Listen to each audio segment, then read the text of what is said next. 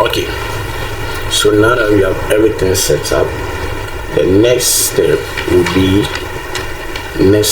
be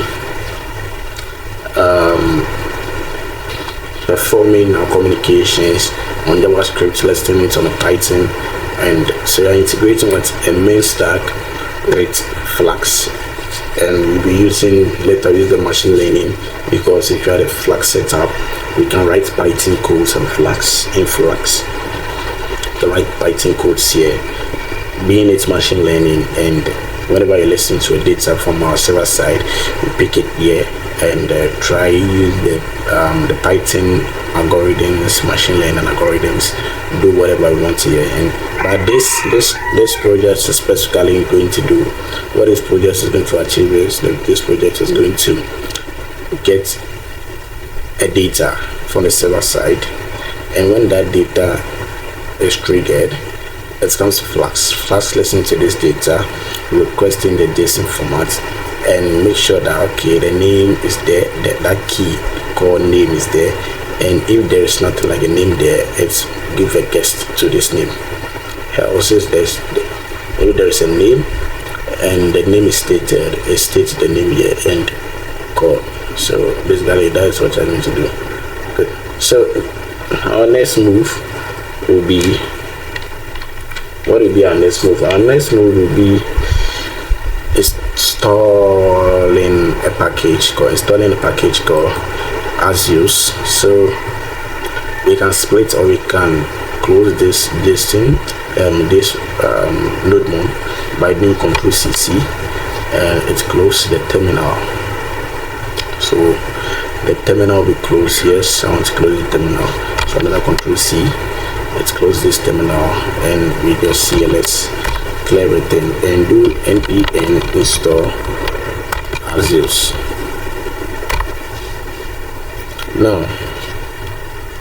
Now what Azios does is Azios is a HTTP or is a HTTP method that helps us to perform some code actions like the post, create, update, delete, set. All this Azios have that mechanisms. Azios have different mechanisms like setting headers, doing authorization. So whenever you want to fetch APIs, create APIs, we use Azios. Mode. Yeah. So now that Azios is being installed, let's go to where we require all the packages and also require Azios. Azios require Azios there. No, good. You have Azios there. You also have the app. So the first thing to do here, right below when they are called, we are going to create a simple API or code action called posts and pass body or request and listing to responses. Good. So how do we do this? First, we have to make sure that our app is listening to, or our app is doing this posting, right? So first app.post. So first should have posted. You have to state the same endpoint that we gave to this app. So this same endpoint API /regret GRET. Then we do something called async. So the async is asynchronous, like when Node.js was explained earlier. So it's helps you to build asynchronous non-blocking, like send multiple tasks. Then our next move will be try to create, try and touch error. If there's any error,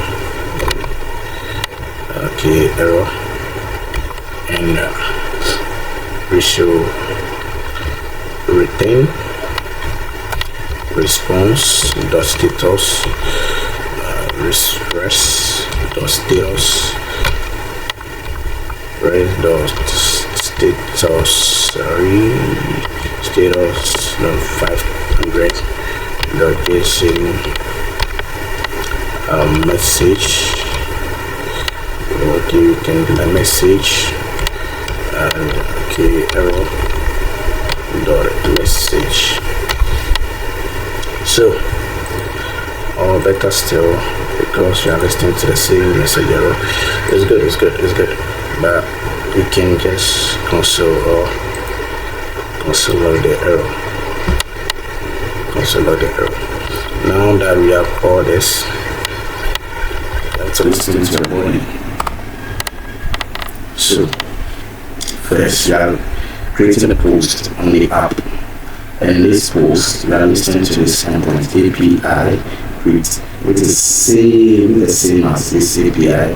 So you get an endpoint name and also set the method to it. So the method is post, and here to the method is post, and the API name is what the API name. The API name should match, because this is where the communication will rely on. The calls will rely on this communication, the endpoint communications. So we listen to the name, because the field, the key is what's name, right? So the name, then we request array2 and request from the body. We request something from the body, like the form that frame. We request have a lot of methods, a can call it, a lot of methods. So one of them is to request the body, have request the params, we request later dive. Now that we have this, we are going to listen to the response. I'm going to listen to the response by first going to send this name, that's the name, send this name to this flask, and send this name to this flask API. So the flask will receive the name, then the flask is just going to return hello, whatever it is. So the main purpose here is to await, because I want to wait for something to happen. So as a result, we need to post to the HTTP that was given to this flask, which can be found here. So you can see the flask now is running on this port. The flask is running on this port. That's HTTP 2/127.0. So 501, the port ID 501. So yes, I'll come here and paste this one there. And once placed there, we just pass our name here. Pass our name. Just pass our name. And since we are listening to the same endpoint, we go to the API, we greet. So this is the full endpoint I listen to. We are running on this host, that's this port, and the endpoint name is API greet. So you can see that this endpoint was created, right? And this endpoint is having a port of 5,000. And when you run Python API, it's give us this ports, like the initial port that is running on this one, HTTP. So when you visit this port, then this port have what the endpoint names to it. So this is the port that are running on, and this is the endpoint that we want to listen to. So what this code does is, this code is receiving a name from the user. So when the user enter a name, then our code will listen to a response. By listening to the response, it's going to listen to a response somewhere. So it visits this port. This is 127.greet, and this port is on where it is from flask. So this port is from flask, so it calls this port. Okay, we are returning this port there, which is this one.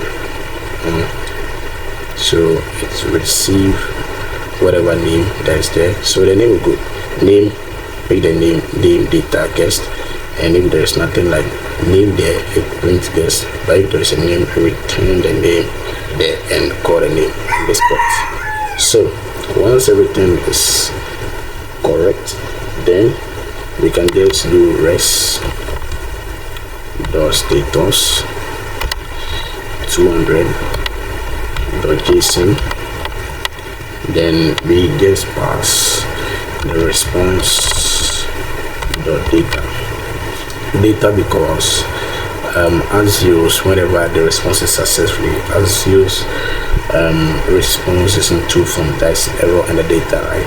So if the response is true, we're going to get a data, we're going to get a response, and the data will be this one, the return statement here.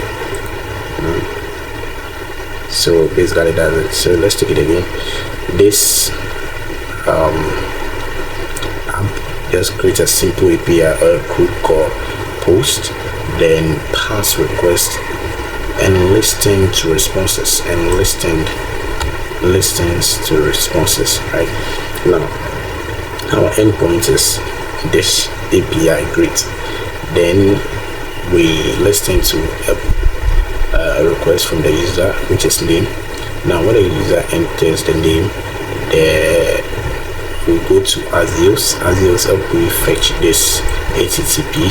When we fetch this HTTP, we send the name together with this HTTP. So we attach the name to this HTTP, and from here it comes to this side. Now because you're running the port on this, so it starts from this side. It routes to this API, which is the same thing there. Then the method is post. Okay, so this one is also going to post something to this side. You create a function definition data. Then the data, because you are listing into something in JSON format, you have to keep that standard, so JSON format. Then the name, it can be anything here, it can be whatever we state. So but the data that we get from this one, because the body will be what? Name. So the name and whatever, the name value, right? So the name there, which is the key, and the guest. So the name and the guest. Good. Now after getting all this, we retain a JSON file. That's a JSON format. So the server side, and the server side, so okay, I've listened to it and add a response, and the response is this data, because I'm using Axios giving what? Error or data, because I'm in my try, which is correct. It's listening to this, then I can retain to break the code so that the code does not go below this. So that's it. Now how can we test? So we can test this by using Postman, Tender Client, any servers, any API testing server that we know, we can use them. But the popular ones are Postman and Tender Client. But I have Tender Client here, so I'll leverage on the Tender Client and use that one as a testing. Now let's start running our node mon here, because we close it and we install Axios. So node mon what start, or we can do what npm1 start, and it runs from our server. Since you're running backend, it runs from node mon server and fetch all these responses. Good. All these responses. So the server is running on port 500, 5000, 5000, 5000, 5000.